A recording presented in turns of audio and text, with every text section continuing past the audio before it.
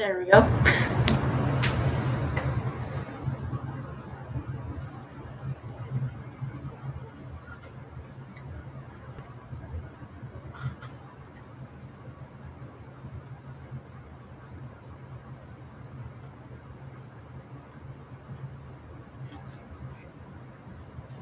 I don't get it now.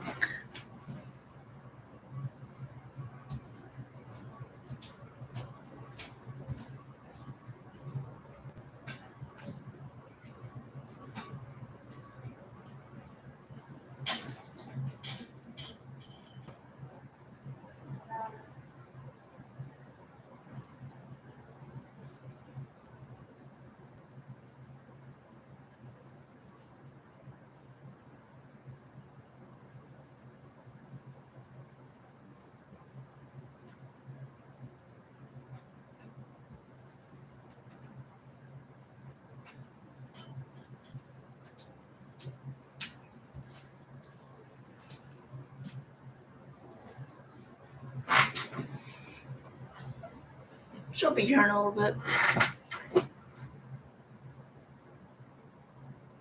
Hi, Tens Angel. Hi, Barb Olson.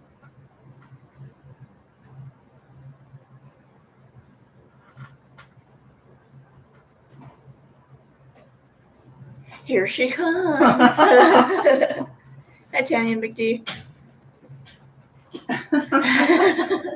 I made it. How did you do it, Lex? What'd you do? You click on analytics. Analytics? The first Okay. one by your channel name. Okay. So you click that, and it's gonna be a pop-up screen with the details of the live. So you just click go live, then you'll be live. Oh, really? Yeah. Okay. Oh, my goodness. Maybe we'll get this figured out sometime. Hi, Alicia B. So. Oh, Alicia in the house. Hi, Lisa H. Lisa H in the house. Hi, Laura Colley. Thanks, Lexi. You're welcome. Sorry, y'all. Sorry. I didn't know if we'd get it going. You gonna tell them about the surprise in the sink? Oh. Yeah, Lexi's my granddaughter. She's one of them. Hi, Barb. I don't know. Maybe later. I don't know. Hey, Tammy, Lisa. Hey, Dorothy. Dorothy's in the house. Aurora. There's Moo too. Our patient is laying sitting like this on the couch, you know. It's one of those reclining couches. He's in there. Took some of his pain medicine at between 3:30 and 4. He had to take 2. He's in a lot of pain. And he's got one of those, it's hooked like into his shoulder, a pain block. Where's all my light? Where'd my light go? I just better turn on the light. I was trying to make it more comfy, cozy. This might be okay, maybe. Let's see who else. Okay, I said hi to so far everybody. Yeah, I'm just going to turn the light on. This is bugging me. It's too dim today.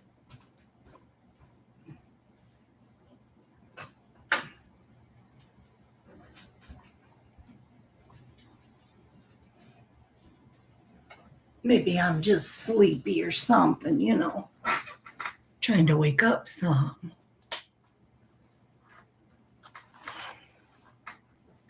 See if I missed anyone else. Well, come on, people. Where's all these vintage story lovers? Oh, where's Tracy Kloss, by the way? Has anybody seen her? Hi, Easily Distracted and Karen H. and Janie B.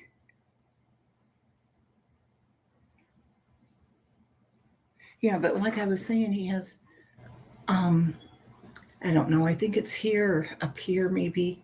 I don't know, it's a needle, and it connects to this little purse-like thing on his side, and that contains numbing medicine. Oh, my bags are showing more now. This light, but oh well, it is what it is. Yeah, so, and then he's on Percocet, the great big, like blue type pills. He's supposed to take, he can take 2 of those every 4 hours. And they said, we called this morning, well, the nurse called to check on him. And he told her that it was, that numbing medicine stopped working, wasn't helping. And they said to turn it all the way up to 10. It'll last 2, maybe 3 days. Since he's turned it all the way up to 10 now, it may be, this would be actually day number 2, because they put it in yesterday. So today would be the 2nd day, I guess. So maybe tomorrow will be the last day he'll have that. But they said to call, and they will add another medicine for him tomorrow because he is in a lot of pain. Yeah, Karen, they were going to keep him. They said normally that for this surgery, they do keep them overnight, but not now because of COVID and everything. Manager of 3 Monsters? Oh my goodness. You're here. And 10th Angel's here. And Michael. And we got easily distracted, Karen H. We got people want to hear the stories. Good. My boo, Alicia. Yeah, he'll be okay though. It's just sad. He's in a lot of pain. I gave him a little bell. My little bell, remember, that I got from one of the auctions that just came with different stuff. It's coming in handy now. He's only used it one time. He's right there, though. I can hear him anyway. But he's like this now. This pain medicine must have been too much because he took it again, like I said, between 3:30 and 4. And a little while later, he said, does my voice sound okay? Like, yeah, you sound fine. He's like, well, little Jerry's calling. Okay. He's so cute, his voice, Dorothy. No, he's only used it once, Lottie. But he can keep using it, So, I'm so glad that all of you came, and we'll read some stories, okay? I won't look at the chat anymore. That way I won't get distracted and I can just read to you. Okay? If High 61 comes in, I want to read that one story.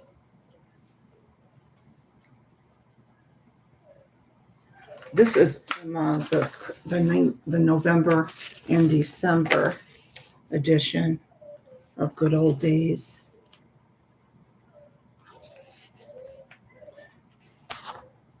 Peanut. Hold on a minute, guys. I'll just see what she's whining about. I already gave them their treats earlier. She's going to be 16 next month, so. Hey, Carol boys. Hi. We'll see if Carolyn shows up. I messaged her. So we'll see if that lady shows up or not. I'll be right back. I might have to give her a little bit of something. Just 1 second, okay? I'm sorry. I don't even know how to. You guys can hear her, right? Yeah. And then there goes little Minnie. She starts barking. I think they know that I'm going to give them something.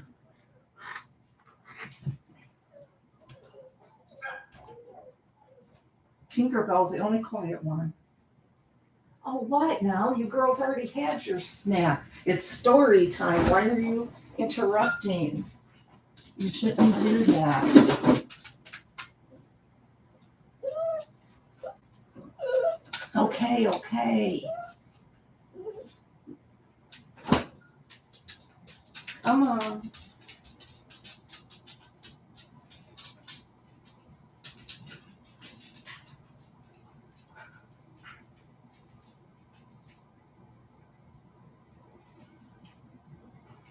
I'm reading some stories online too.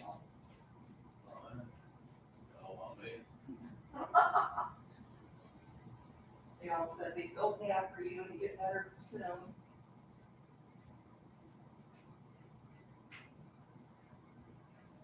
Okay. That's gonna happen.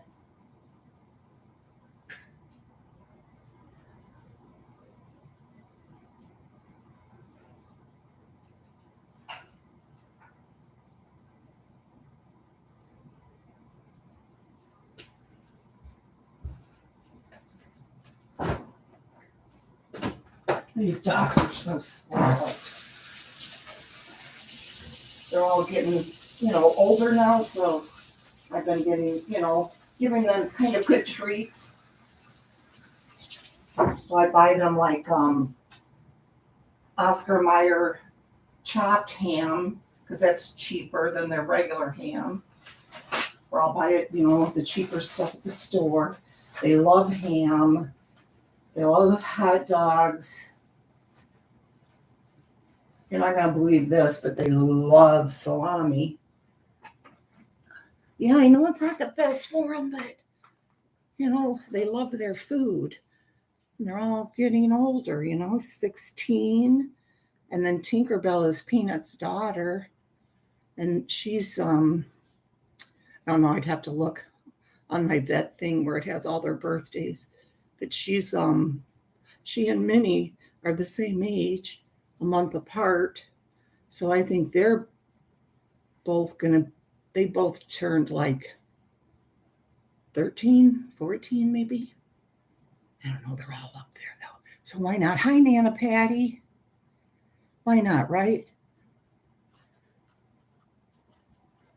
And they've gotten good treats over the years anyway.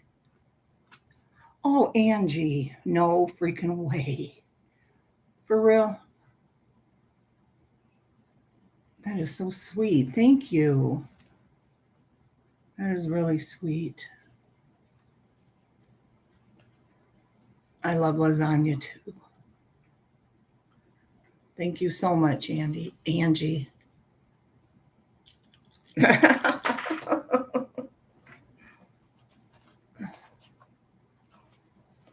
Thanks. Okay, I'll stop looking at the chat so you guys can have some stories, okay?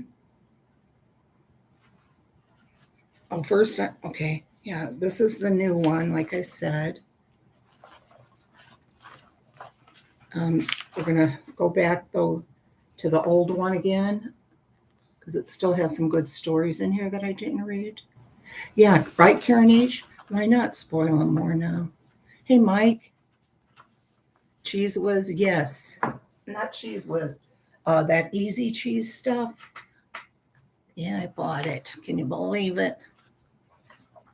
With this figure,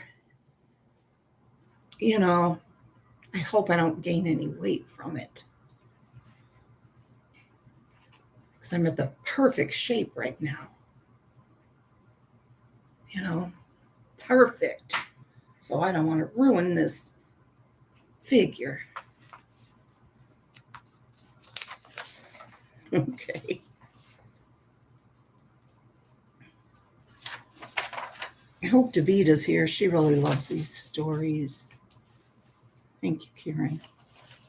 Okay, I just had one here that I thought looked really cute.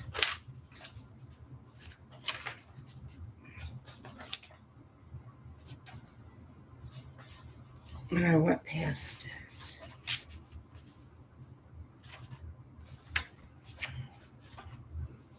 Oh, it's called A Christmas Angel by Ethel Wehunt. Hi, Sour Milk and Cookies.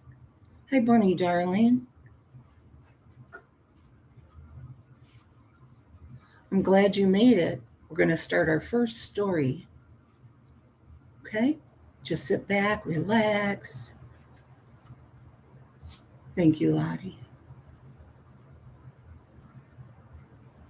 Okay, Mama said, would you like to buy Christmas presents this year? Ruth Abner and I clapped and jumped up and down. Yes, we would, we answered in unison. Then, crestfallen, we again joined in a cry. We have no money. Mama opened her bag and brought out 3 50-cent pieces, one for each of us. It was early morning, a clear, balmy December day. Mama said, get on your town clothes while I hitch ribbon to the buggy. Oh, wow, this must go back a ways. Keep hoping Davita's here. And Kevin. Oh, Kevin is here. Davita, I hope you're here. Okay. Now I'm really going to read. I'm going to turn this on. It did kind of help. Okay.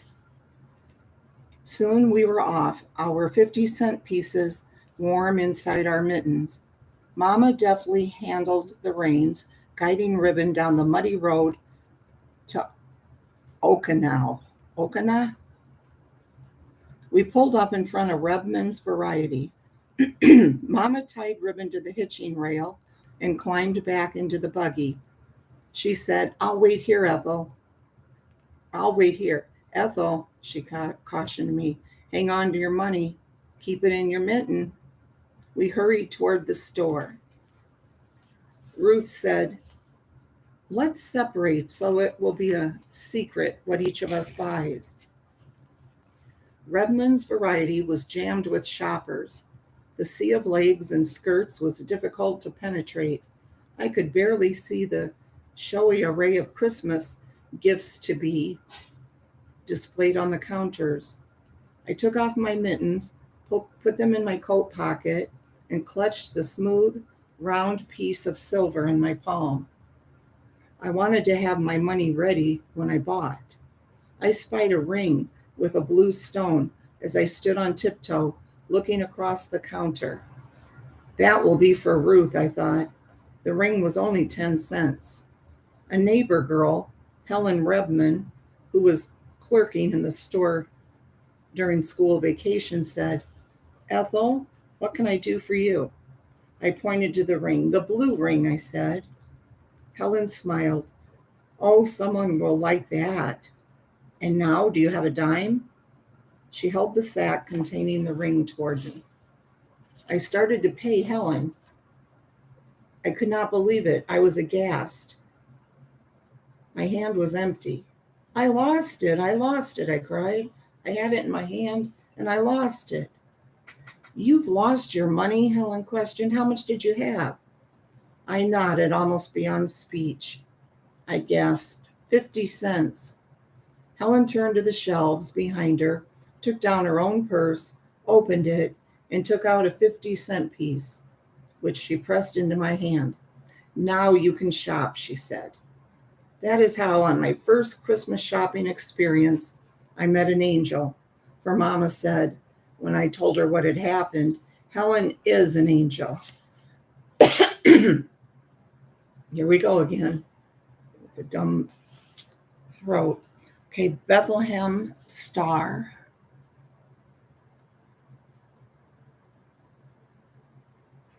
Hi, I'm a tarantula breeding girl.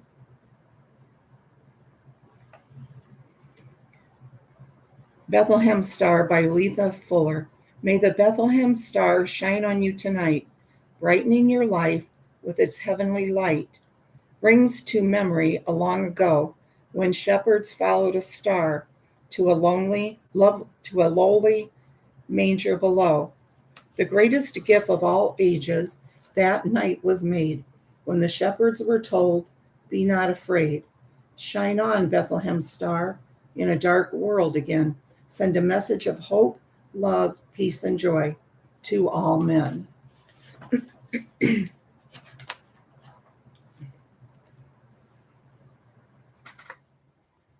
Here's a short one, Childhood Winter by Adele K. Jacobson. Let me get my drink.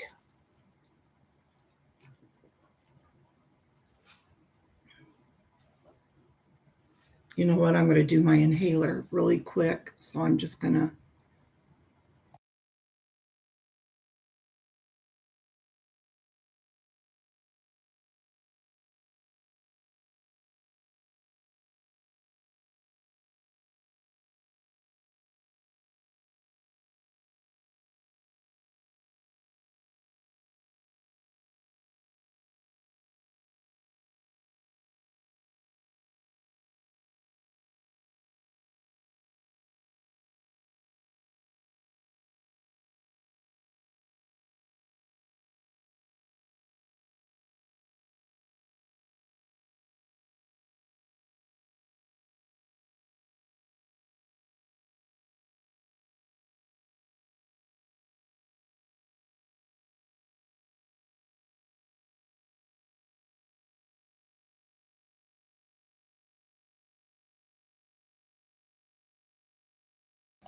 Okay, back. Hi, baby doe. I'm glad you guys like to hear these. They're nice, aren't they? I've always loved to read, so it's fun reading these to you all. Feel like you're my little kids. It makes me feel good to read them. Childhood Winter by Adele K. Jacobson. It was an old-fashioned New England winter with a storm depositing 4 feet of snow. Our town came to a virtual standstill. There was no school for 3 days. With enough food and coal in the house, my mother's chief worry seemed to be getting the garbage out of the house into our can across a long backyard. No paths had yet been dug, and it was before electric snowblowers. No one seemed to know how to solve the problem quickly, but I had an idea. We had an old empty barrel in the cellar. Why couldn't we knock out a couple of barrel staves and use them for snowshoes? To tie them on, I'd use the old clothesline. I sneaked it down to the cellar, broke the barrel, cut the clothesline, and presto, I had snowshoes. When I showed my mother I was ready to cart out the garbage, she was delighted, but even more amazed that I, and not my brother, the genius, had figured out how to solve her biggest problem. I think that day when I was 12 was the high point of my life. Hi, California Thunder. Hi, Jen Grill. Hi, Margot. It's kind of sad, the high point of her life. Wow. Good, Jen.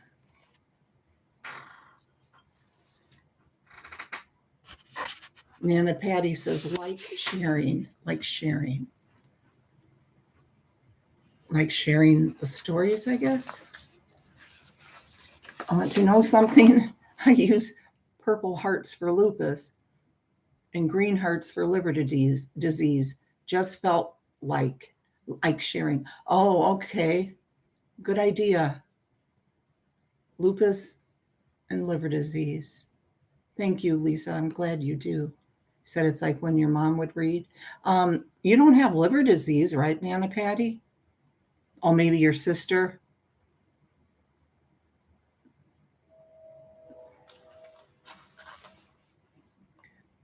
This one is Cooking with Grandma by Phyllis M. Peters. My grandma Reed, oh, you have the non-alcoholic cirrhosis. My mom had that too. We used to joke with her about it. I know we're a strange family. because she never drank.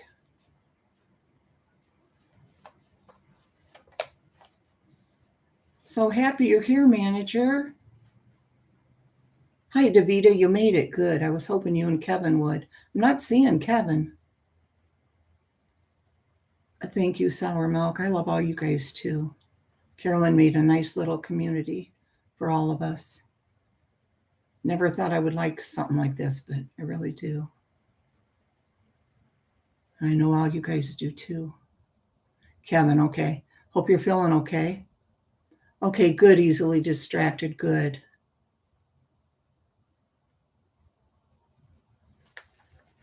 I'm tired of that old lady over there causing problems. So I thought, let me get my mind off of her. Hi, Jack Pack. I don't like what she's doing. True crime queen. Myself, other self was thinking about her. So I said, you know what? Let's forget about her right now.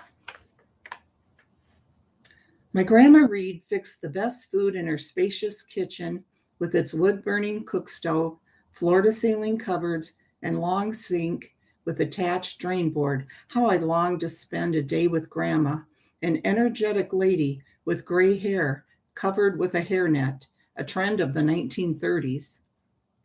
A work table stood in the center of the room, and there we mixed cake batter, pounded dough, and placed our finished goods to admire. Here, carry this to the table for Grandma, please, the dear lady prompted. Once the ingredients were gathered and the baking pans and dishes ready, we started a fun day of baking our favorites. I lived 3 blocks from my grandma, and she tried to teach me the basics of cooking and baking at an early age to instill in me the joy of working in the kitchen.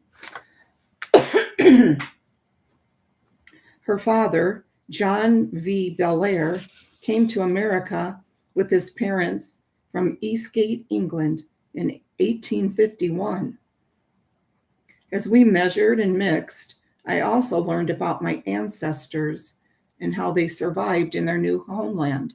I cherish the moments I shared with Grandma, the methods of preparing food she taught me, and most of all, the recipes she left me to hand down to my grandchildren to carry on Grandma Rose's Belair Reed's legacy. She has a recipe here for buttermilk cookies. This is a very old recipe. Great grandma used clear bacon grease for shortening in her day, as nothing was wasted in her day. And then she has one for Sailor's Duff. That's 2 tablespoons butter, 2 tablespoons brown sugar, 1 egg, 1/2 cup of molasses, 1.5 cups flour, 1/2 teaspoon baking soda, 1 teaspoon baking powder, and 1/2 cup of boiling water. You just turn all those together, blend them real well. Turn mixture into greased mold and steam for 2 hours. Steam.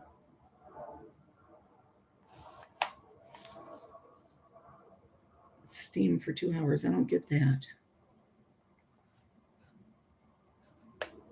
And then she has Grandma's English pudding, brown sugar, butter, flour, Granny Smith apples, cinnamon, nutmeg, and sugar. Oh my gosh, brown. I bet this is what I always had that I wanted so bad. From school, my elementary school, that we called apple crisp. I bet this is it right here, because everybody makes apple crisp with oatmeal. The one from my school never had oatmeal, and I've been trying to find that forever.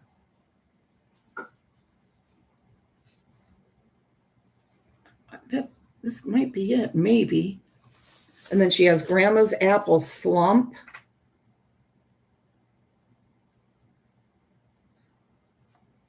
a quick nut bread, stuffed dates, and cinnamon rolls. I video reel.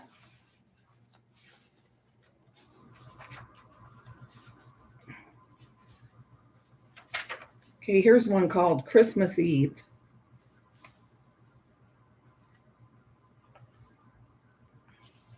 By Marie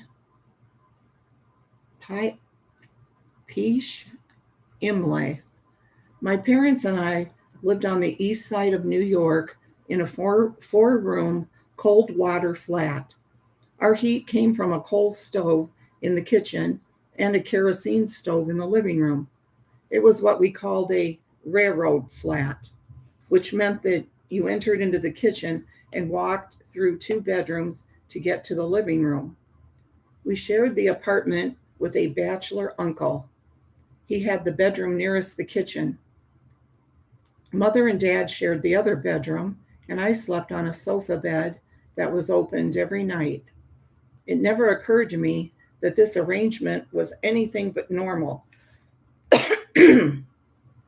After all my friends seemed to have the same situation. I particularly remember Christmas Eve, 1945. My father had been out of work for many months, and money was in very short supply.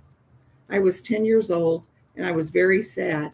Would Santa answer my letter? Would he pass me over if we didn't have a Christmas tree?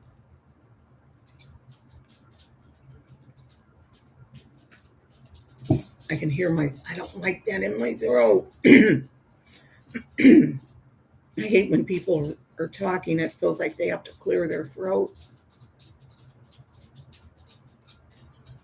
Hi, True Crime Reaction Podcast. I have a lot of new people. Oh my goodness. Hi, Terry S. Thank you.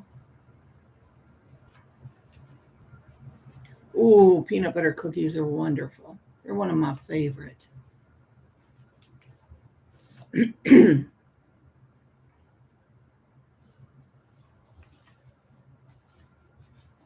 Would he pass over if we didn't have a Christmas tree? Would he answer my letter? I went to bed early that Christmas Eve, thinking sadly that there would be no Christmas in our humble flat that next morning. My father woke me up about 11 o'clock that night and told me to dress warmly because we were going shopping. How could we shop now? It was dark and all the stores were closed. As we stepped onto the sidewalk, snow was beginning to fall. Great white flakes stuck to our clothes. The wind was bitterly cold. Snow. Good. That's what should happen on Christmas Eve. As the snow fell, my father was in high spirits. He always made everything so much fun. We walked hand in hand down 8th Avenue, and when we got to 13th Street, we stopped in an all-night restaurant for a cup of hot chocolate. This was quite an adventure for me, as I had never been out so late at night. The chocolate was hot and sweet and warming. When we finished our treat, we headed down the avenue again. By now, the city had taken on a magical look and feel. The air was crisp and clean. Snow swirled on the streets, now empty of cars, trucks, and buses. Christmas lights adorned the shop windows, and church bells were calling the faithful to midnight mass. It was as if we were the only people in the city. It was beautiful, and I was with my father, my favorite person in the world. We came to a vacant lot with a few scrawny Christmas trees left. A fire burned in an old barrel, and a man was standing close enough to the flames to keep warm. As I stood near the trees, I could smell the wood burning in the barrel, and the scent of pine filled the air. I felt as if I was in a dream. The world seemed new and wonderful. My father left me alone by the trees and talked quietly to the man for a few minutes. The clock struck midnight. My father walked toward me, smiling his great big smile. His blue eyes twinkled, He told me to pick my favorite tree. Of course, I picked the biggest one. My father picked up the tree, shook hands with the man by the barrel, and handed him a $1 bill. I was thrilled. I knew we'd have Christmas morning in our cold water flat. As we carried our prize home, the wind howled and snow swirled in the empty streets, but I no longer felt cold. I was with my father. We had a Christmas tree, and the city was covered with white, sparkling snow. It was a beautiful sight, and it took my breath away. There has never been a more magical Christmas Eve or a Christmas tree as beautiful as our 1945 dollar Christmas tree, and there never will be. Oh, that's sweet. I like that one. Hi, Terry S. I don't know if I said hi to you. We got a big old group tonight. We got us some people wanting to hear old stories.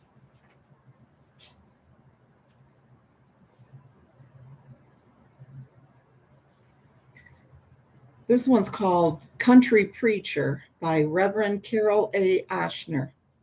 I had not been in the parish very long when one morning a young man knocked at the door.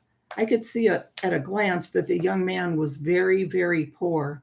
He told me that his wife had given birth to a stillborn baby boy, and he wanted to know if I would help with a burial service at 10 o'clock that morning.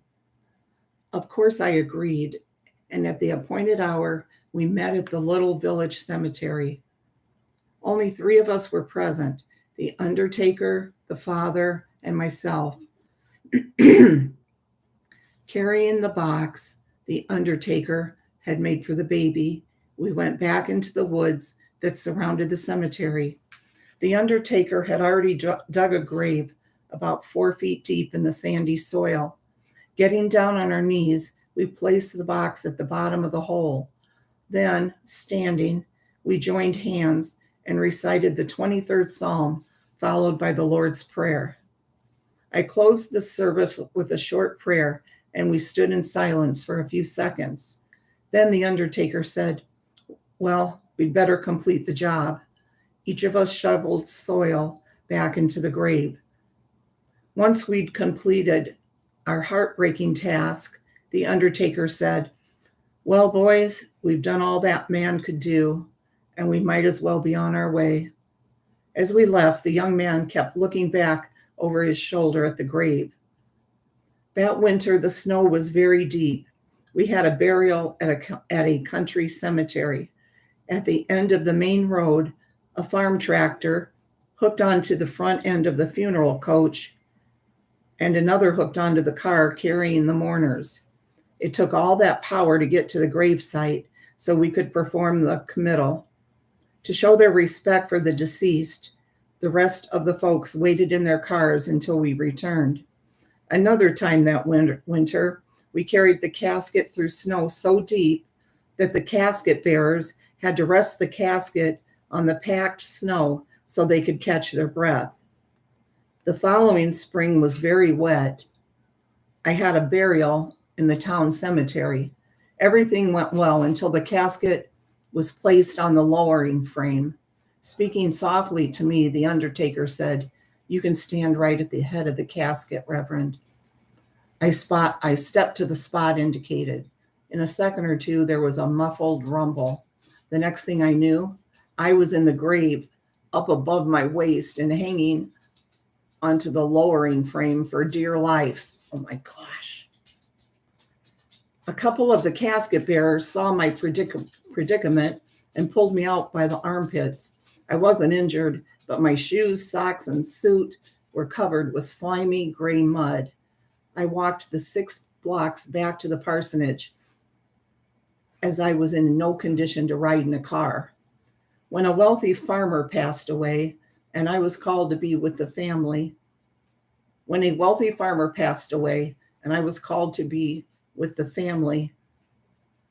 about 7 miles out in the country. Later that day, the funeral director from a town 12 miles away called me and told me that the funeral was to be in our church but the visitation would be at the funeral home, and I was expected to be at both places. He also informed me that our regular church organist could not play for the service, and would I please find someone to play. I finally found someone, but I had to drive 25 miles to do so. In all, I drove about 90 miles. About a week after the funeral, I received a thank you card. A $5 bill was enclosed. The furnace in our church needed repair, but most heating establishments would not touch it because it was so old. I finally found a retired fellow who would do the work. When he finished, he told me that he could not clean the chimney. He had had cancer surgery and now breathed through a hole in his throat. I told him I would clean it, and I did so. When I was finished, of course, I looked like a black man. What can I say? We all have different skin colors.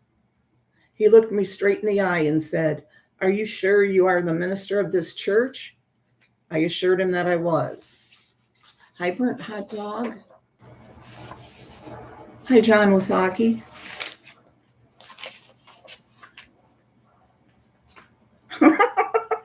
Kevin, gotta pay the bills somehow.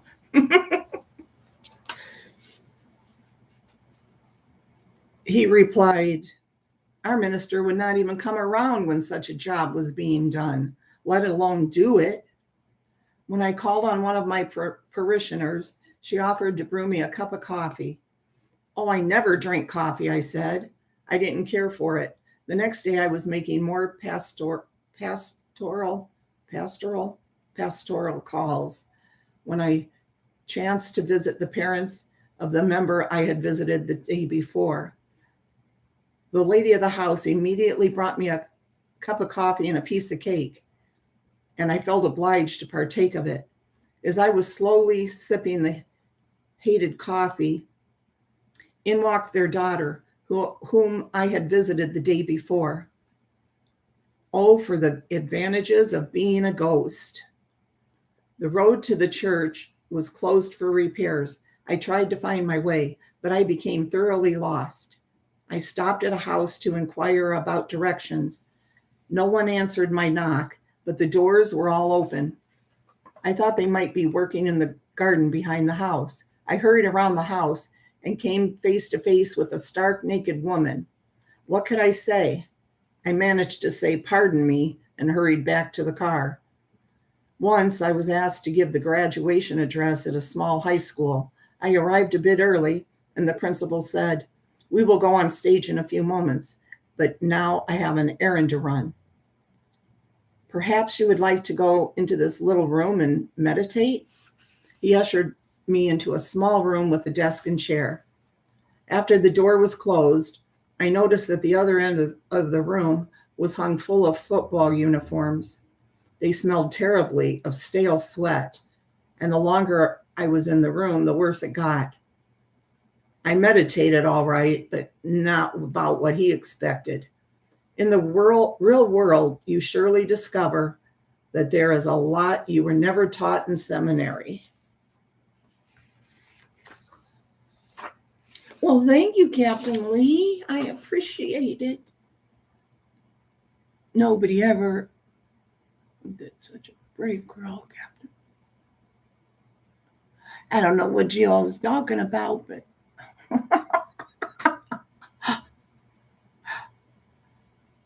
I like mine burnt too.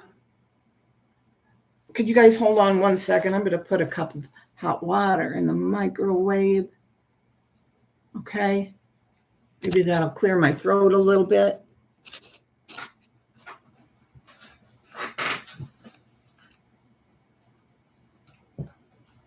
Get me some instant coffee. I know I have some somewhere.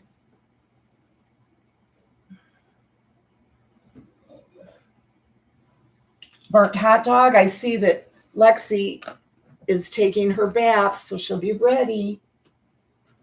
Be nice and fresh for work in the morning.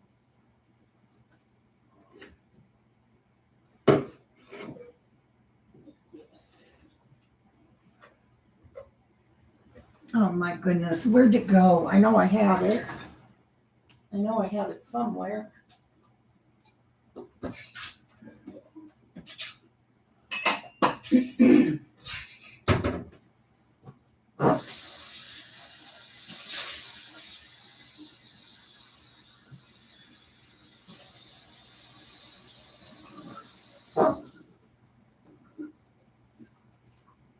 I should have thought of this beforehand. I'm sorry, guys. Forget how my voice always sounds when I'm reading.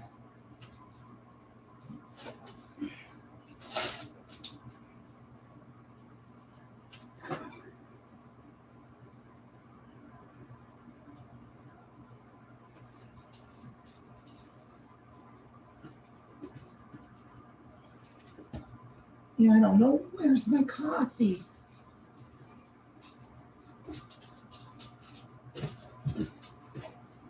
I know I have some instant coffee I use for emergencies.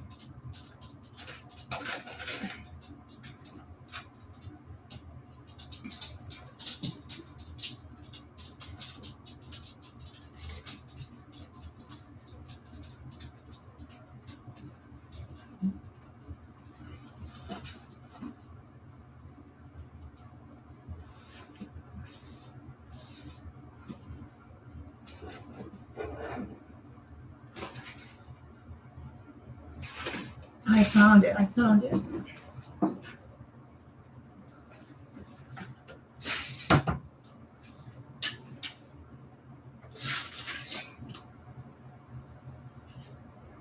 This is old too, but it still works. It's all stuck together. Hopefully it'll still work. What?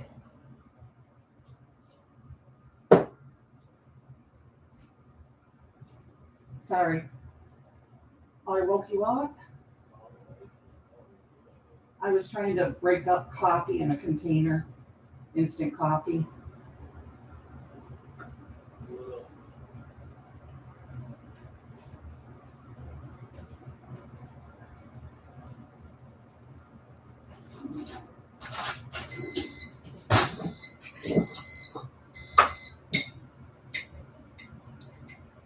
Nescafe. This is brought to you by Nescafe. Must have been the cheapest coffee that day that I bought it. What? Nescafe. You took your bath? Huh? You took your bath? Yeah. I told Aunt Bonnie you're getting ready already for your work in the morning. She's in the chat.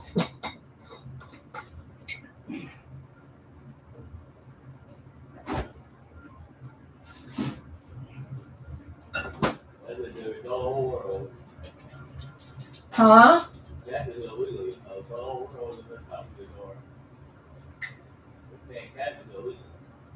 I'm not talking about. Oh. I never said that. Well,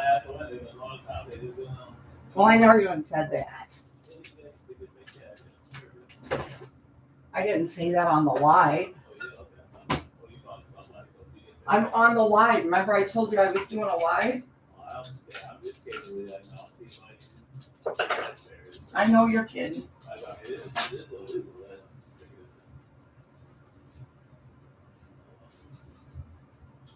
Go back to sleep. I'm sorry. I didn't even think of that.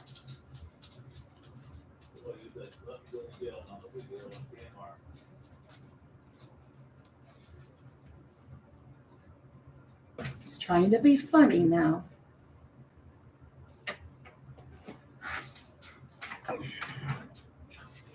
I always get in trouble. They are popular. I love them too. What? I'll scroll back so I can see what I love. We went to.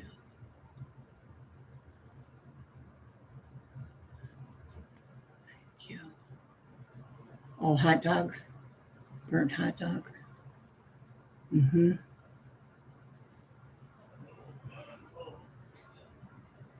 Nathan's are so freaking good. Maybe that's what you're talking about. Bridget.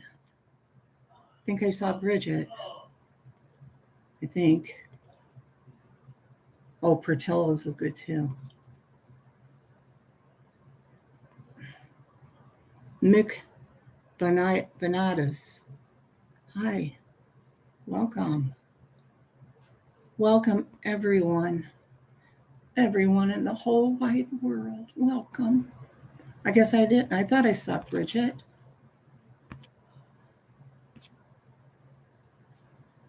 Oh, there is. No, yeah, that is Bridget. I thought your name said midget for a minute. He's in a lot of pain, Bridget. He has lots of good pain medicine. It lasts for a couple hours. And then he's back to his pain. See if I don't have my glasses on. Let me take a little sip of this.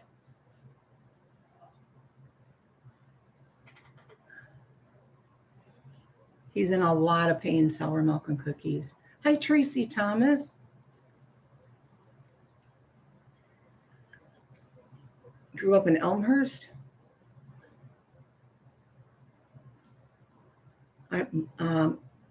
Bonnie, I think I'm going to have to break down and buy another Keurig. Haven't had one in years. I hear him. Do you need me to get you something? Oh, you're going to the bathroom? It's hard for him to even get up. Do you need me to help you get up? Huh? Remember, ring your bell. Give him that bell. Ding-a-ling-a-ling.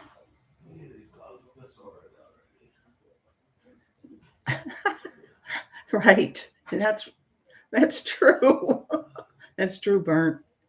Bonnie.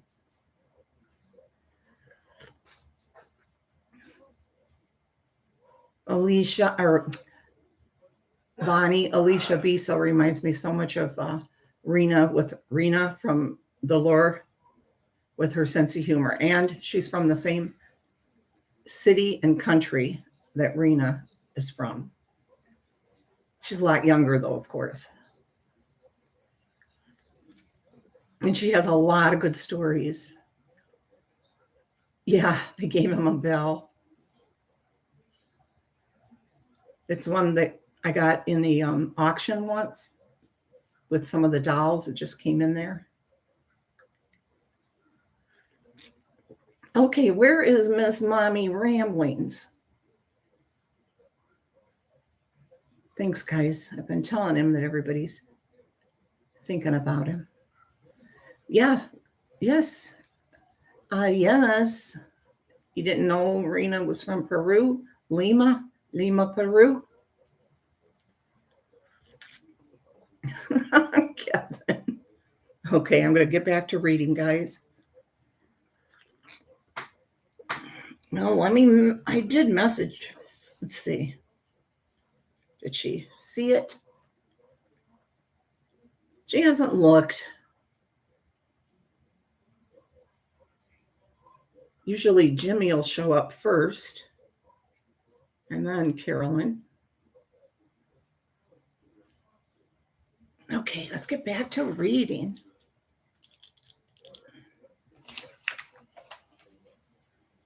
Moo, are you still here? You can ring my bell.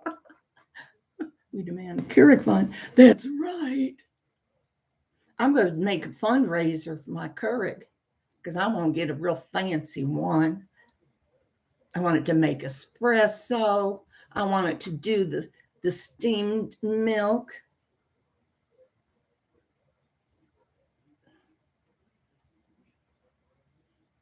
So it's going to cost a lot. Help me think of a good name for it for my GoFundMe. We're going to make one.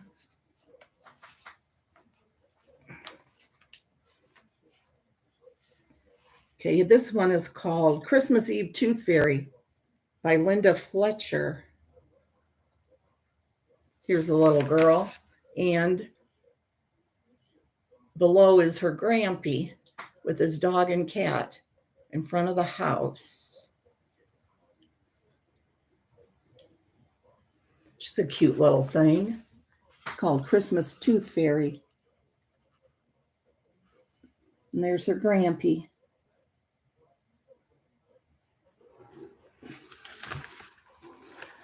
Christmas Eve dawned cold and clear in 1954.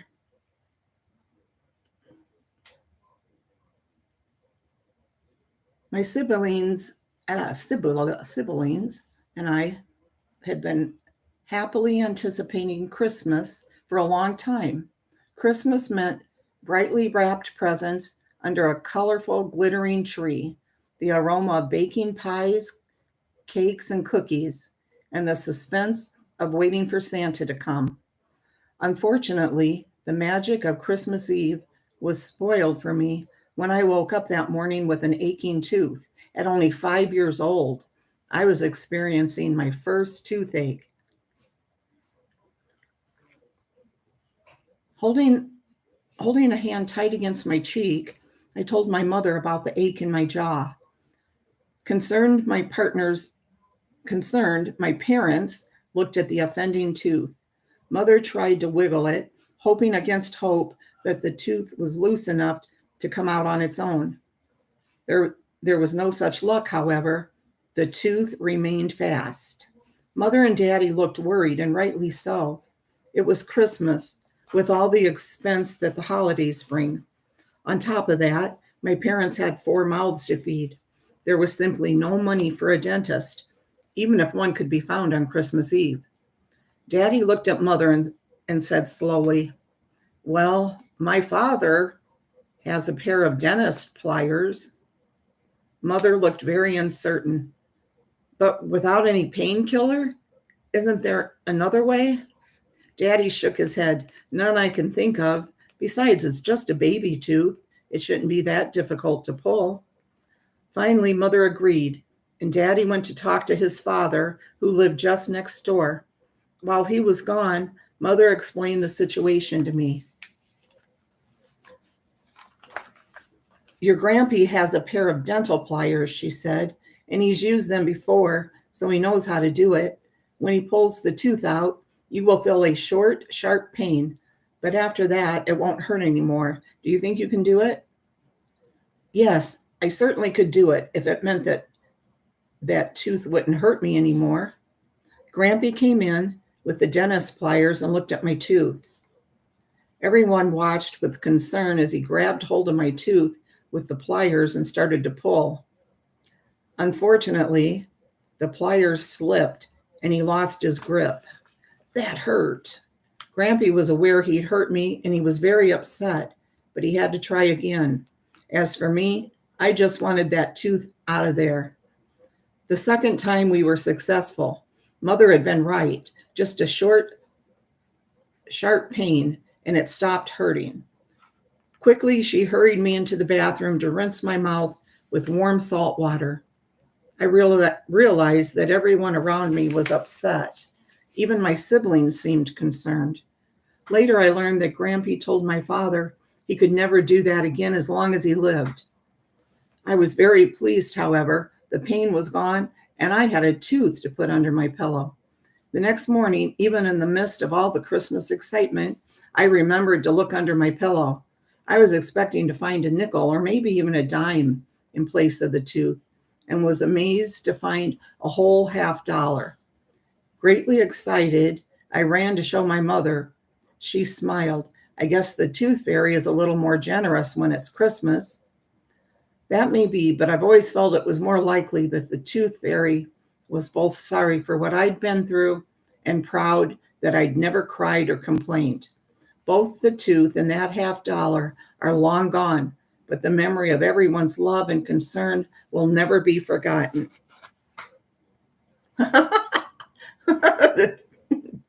Davita. Jack Pack. I don't know if I said hi. You getting ready to pass? Oh, you're. Are you really passing out? Hi, Muppets. What's wrong, Muppets?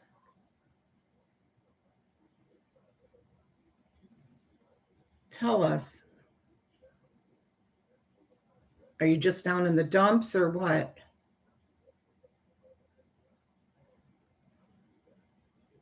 We love you, Muppets. You can tell us if you want. And you don't have to if you don't want.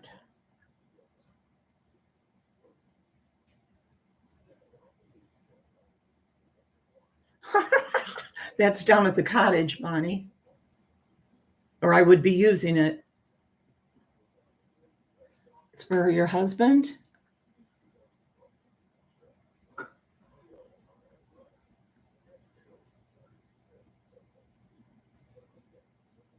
We'll all be thinking about you, Muppets, and praying. Hey, Debbie D. He's in a lot of pain, but other than that, he's good. He's only rang the bell one time that I gave him. He's pretty sick. He may need a liver transplant. Oh, no.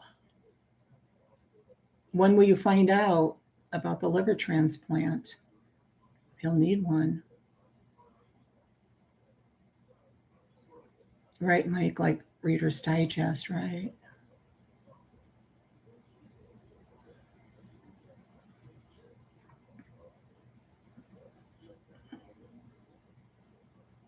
We'll be saying lots of prayers, Muppets.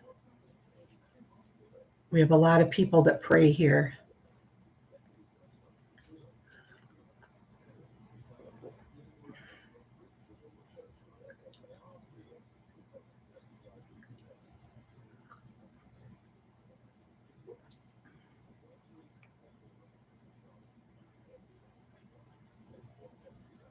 They had mentioned about a liver transplant for my husband's husband as well.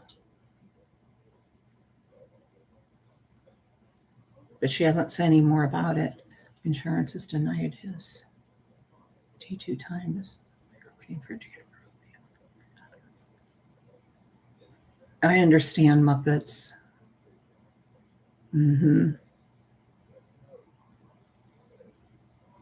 My cousin's husband is with the VA, so he gets all of his everything through there. But they did mention about one, not too long ago, she told me possible. But she hasn't said any more about it, so.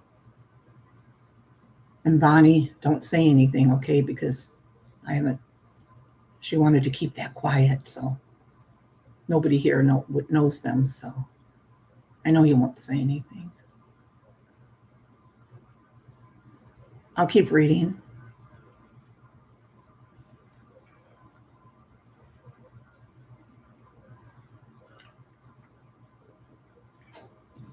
You're a sweetheart. We all love you so much, Muppets.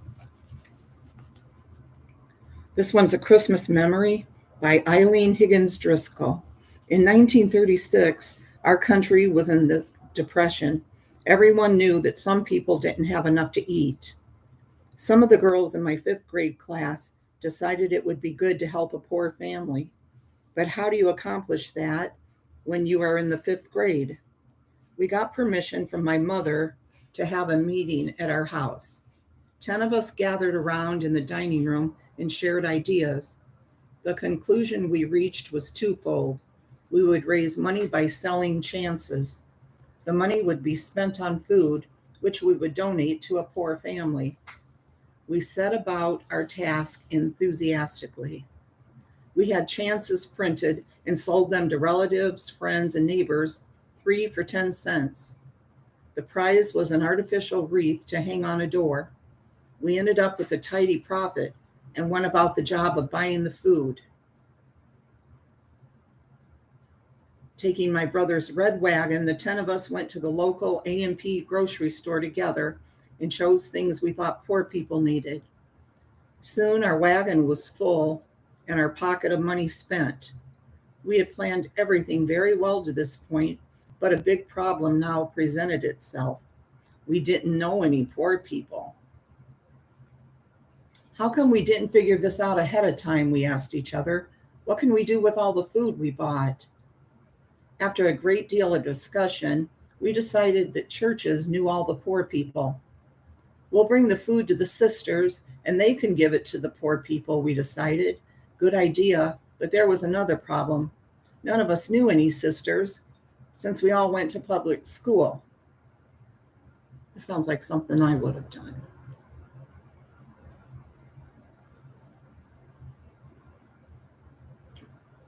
Bonnie, be nice.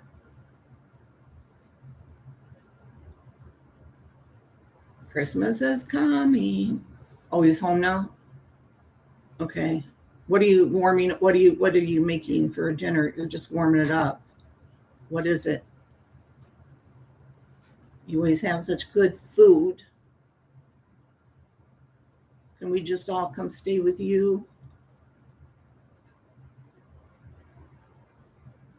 I guess you're not going to tell me. Fine. Be like your sister Carolyn, Mommy Ramblings. She's warming up her hot dogs. Another serious discussion ensued, and another decision was made. We pulled the wagon to the nearest convent, and one brave soul rang the bell. The sister who answered the door looked very surprised when we explained, "We brought food for the poor people, but we don't know any of them." She smiled graciously and accepted our donation. Then she invited all of us into the convent for cookies. The other sisters came to say hello to the children who had brought food for the poor. I suspect the sister could tell from the way we were dressed that any one of our families could have used that food. Isn't it marvelous that childhood innocence allows you to have such a positive outlook that you don't even know when you're poor?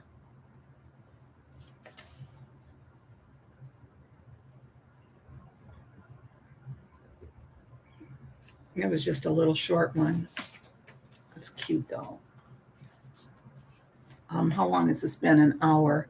Okay, just a couple more.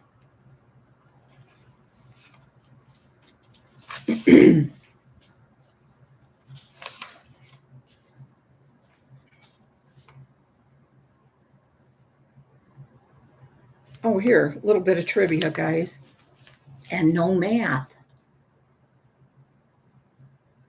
And no logic problems.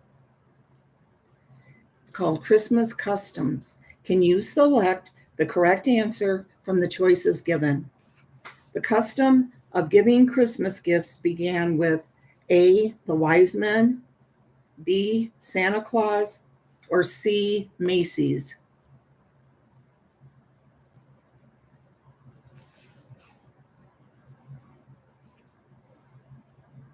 I just looked at the answer. I won't say it. Yep, that's right. Wise men. That's right. Okay. The Night Before Christmas was written by A, Charles Dickens, B, Joseph Moore, C, Clement Moore.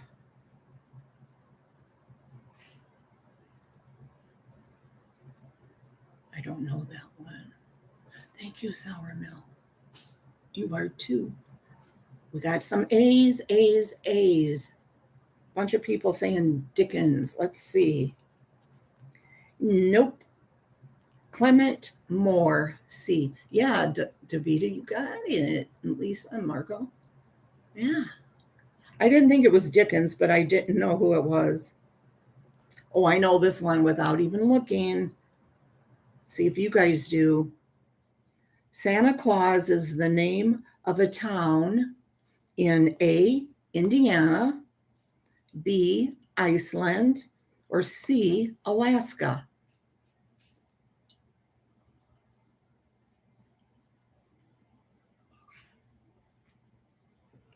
Hi, Lori Colley.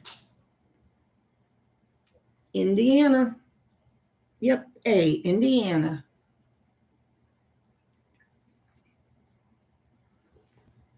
Yep. We go by that all the time on the expressway down south.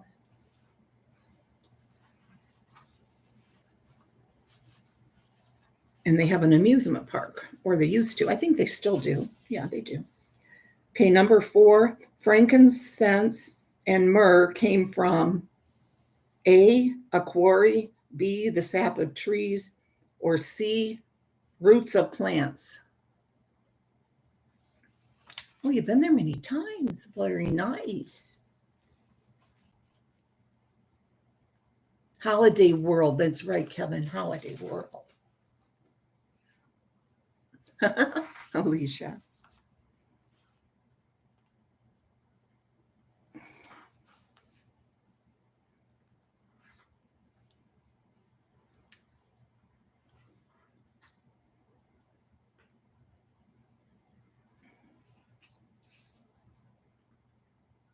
No, this can't be right.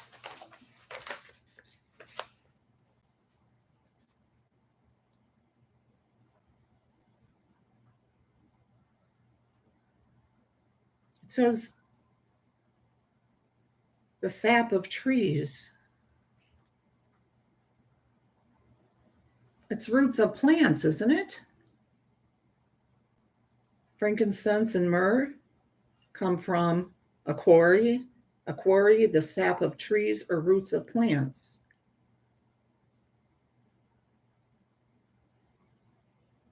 So it is. Hi, Linda Gilb. Pass. Okay, that's what it says. Okay, number 5. In Latin America, candy and gifts are placed in A for piñata, B, a posada, or C, a palita. I know you're laughing at me, Alicia. I think we all know that one, though.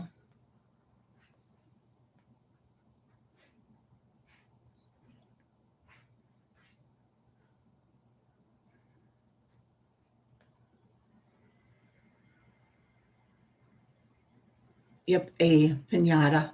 That's right. Boxing Day in England is the day A, of a benefit fight, B, when holiday trash is collected, or C, of giving gifts to those who serve.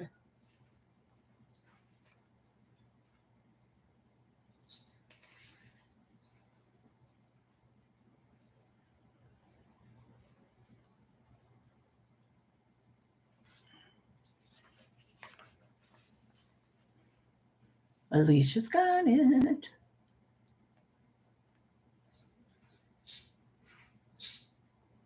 Manager, you say C?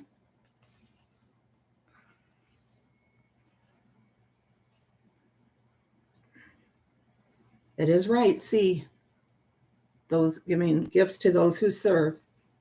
Number 7, St. Nicholas Day is celebrated in some places in the United States on December 6th, July 25th, or C, January 13th. I think I know what that is just from seeing the calendar. Really, Lisa? January 13th, you think? Hi, Snow Remover. Boxing Day in Canada, too. See? Okay, let's see.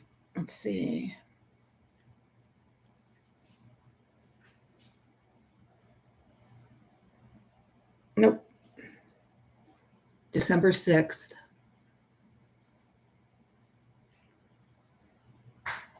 That was A, December 6th. Okay. An old favorite Christmas carol sung in many countries and in many different languages is A, Silent Night, B, Joy to the World, or C, O Come All Ye Faithful. I would say A, that's my guess, but let me see. See if what you guys pick.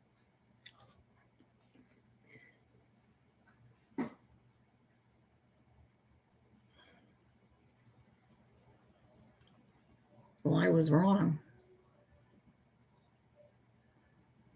Most of you got it right. C, yeah. Oh, come all you faithful. That does make sense, yeah. I think you do hear that a lot.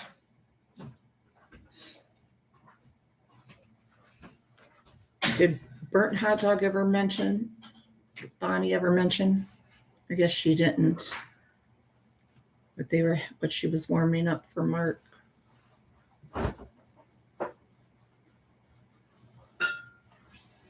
Hold on 1 second, guys.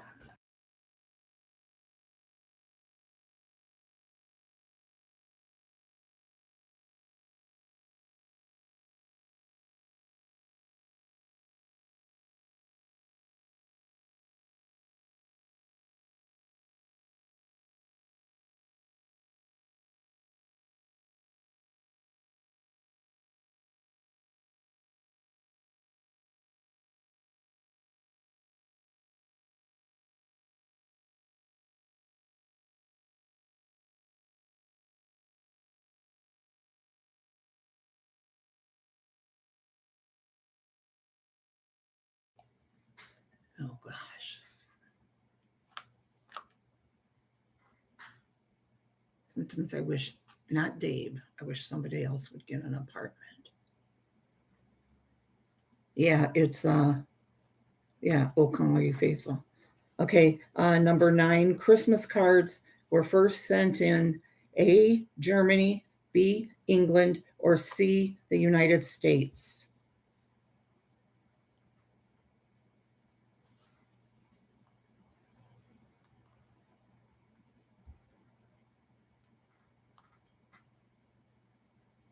Lexi always says that about Isaiah, her brother.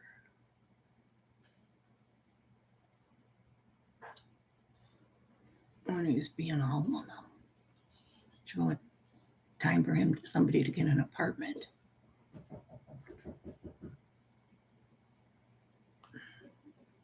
Lexi, will you answer the door?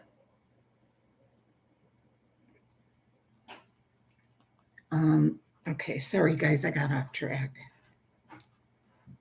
The Christmas cards are England. I know, I got confused too, Kevin. There's only 2 more. Where are you? The word Noel is a Christmas A, greeting, a Christmas carol, or C, a birthday. Here you go, man. Thank you very much. Appreciate it. Yeah. Have a good night.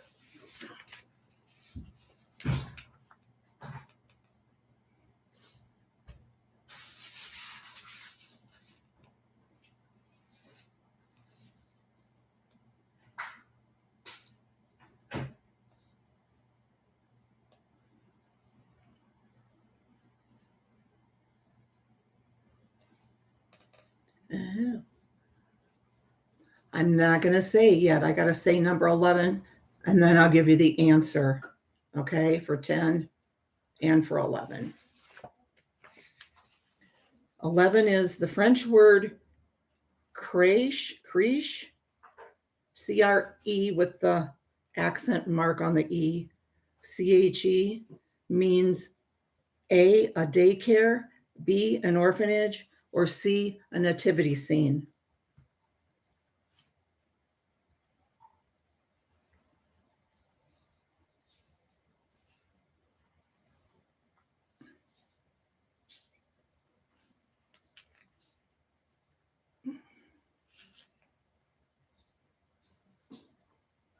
Okay, for number 10 and 11, you guys are right no matter what you said, because they said that 10 and 11 are teasers because all 3 answers are correct. Let's see what time. Okay, go exactly 1 hour and 30 minutes. Okay, guys. We'll end then. So we're at 1:19, 11 more minutes.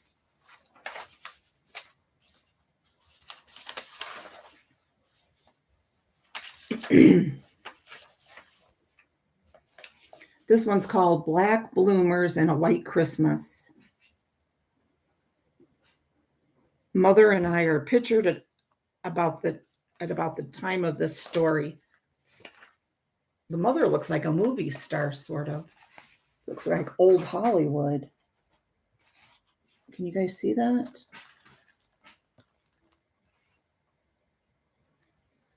Doesn't that look like old Hollywood or something?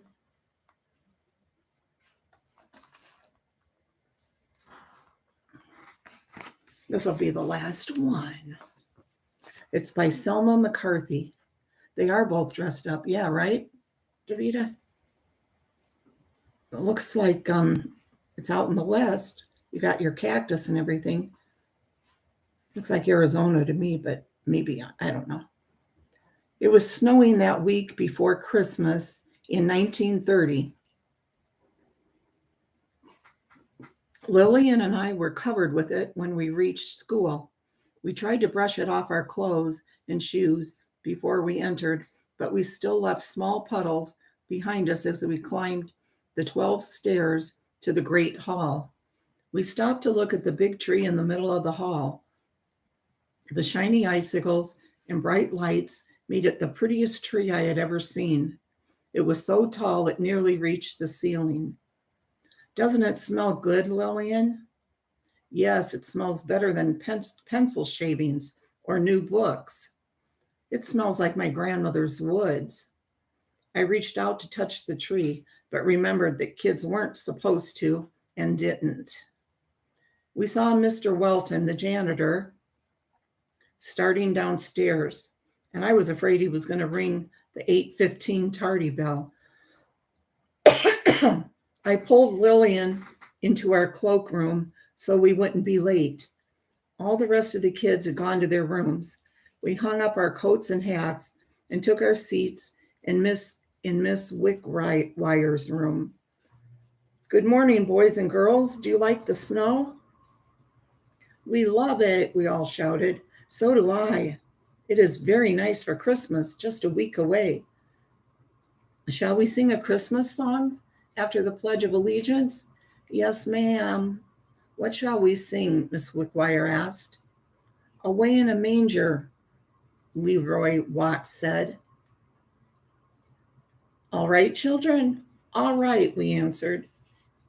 After the pledge, Miss Wickwire started the song and we sang along. Sometimes she had to stop and tell us the next words, and then we would sing them. Very good for first graders, Miss Wickwire told us. We were proud of our singing after she said that. After recess, Margene, Billy, and I had to go to Miss Hartman's room to practice again for the Christmas play we were to be in that night at school. Miss Wickwire had chosen Margene for the part of Raggedy Ann. Billy was a sentinel, and I was a mechanical French doll. Margene was the prettiest girl in Tecumseh School, with shingle-bobbed blonde hair and big blue eyes. Her knee stockings were the envy of every girl in our room. We all had to wear long stockings, and I had to wear long underwear and black sateen bloomers, too. I had to lap the underwear legs over in the back, and they made lumps under my stockings. I was ashamed of those lumps and wanted to wear knee stockings, too. Billy was stuck on Margene, and I was stuck on Billy. Drat. In the play, I had to be in a big box wrapped in white and tied with a red ribbon. Billy was supposed to stand by the box and untie the ribbon so I could get out when Miss Hartman started to play Toyland on the piano. When I got out, I had to move like a wind-up doll. All Margene had to do was sit in a chair, cross her legs, and roll her eyes at Billy when he wound me up. When Miss Hartman nodded to me, I was supposed to pretend I was run down, bend over, and let my arms swing freely. Everything was going well at rehearsal. A second grade boy, Tom Talley, beat a hole in his drum by accident. Ruth Turner from the third grade fell over the toy train, and Billy whispered, Your bloomers are showing, when he rewound me. I wondered if anyone else had seen. I looked at my friend sitting there with her legs crossed, and she snickered. Guess she saw them too. When we got back to our room, Margene raised her hand. Miss Wickwire nodded at her. Miss Wickwire, during practice, we saw Selma's black bloomers when she bent over, Margene said. Everyone laughed and laughed. I could feel my face getting hot, and I wanted to run to the cloakroom and hide. Miss Wickwire came over to my desk. It's all right, honey. Those things happen to all of us sometimes. I felt better. I loved Miss Wickwire. The bell rang, and she dismissed us to go home.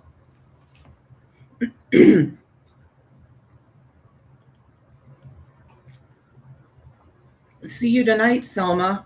Do your best in the play, Miss Wickwire said.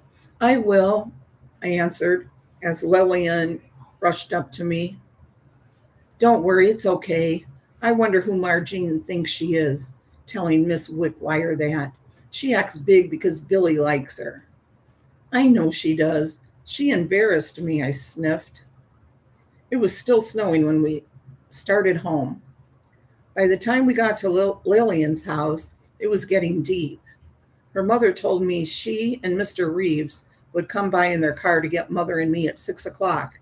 I thanked her and hurried home. Mother had my favorite supper, vegetable soup. Hurry, dear, and eat your supper, because I have to curl your hair for tonight.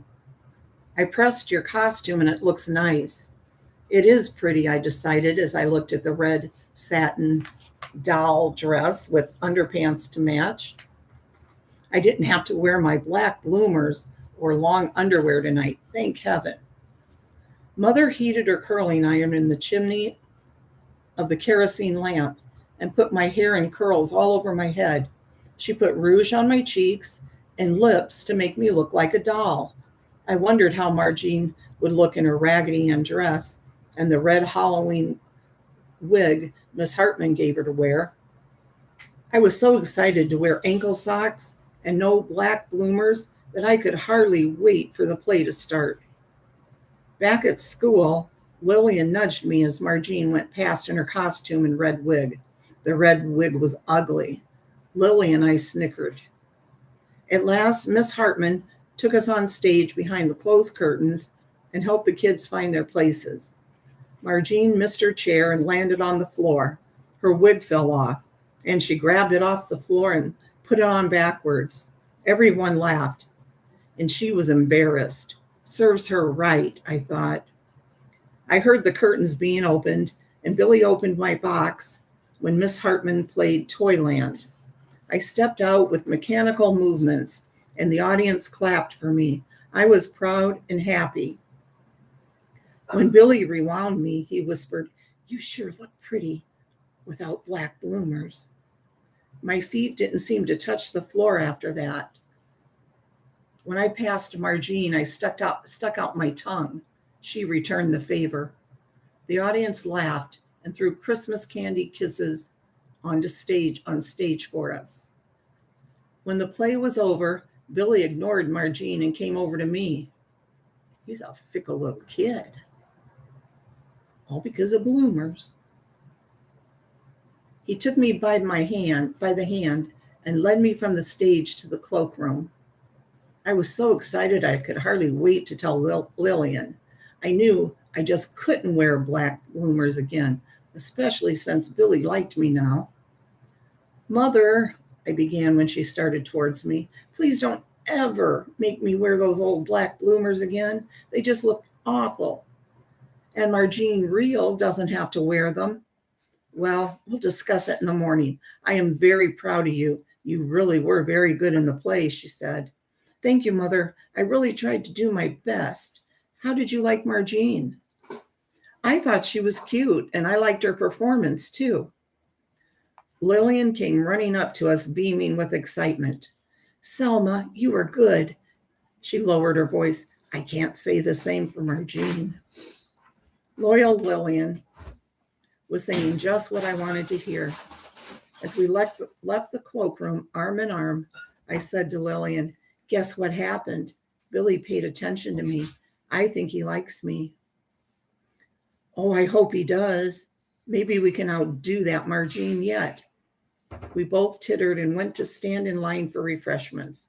It had been a wonderful night, and we were very happy. And there was a chance that I would never have to wear black bloomers again. Hi, Peridot. Hi, Jenny Anderson. Billy is a player, right? Is Carolyn on? I don't think so. She better not be.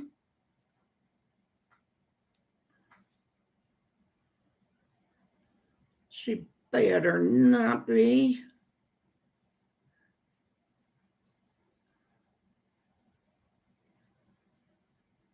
Carolyn, let's see.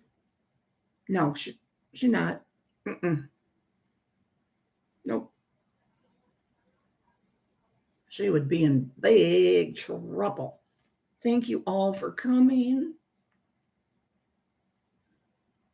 I don't have a TikTok.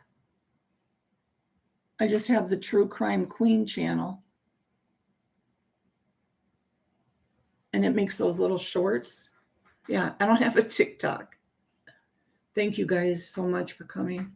Really appreciate it. Thank you all so much. Love you all. See you later at Carolyn's. Okay. Bye-bye.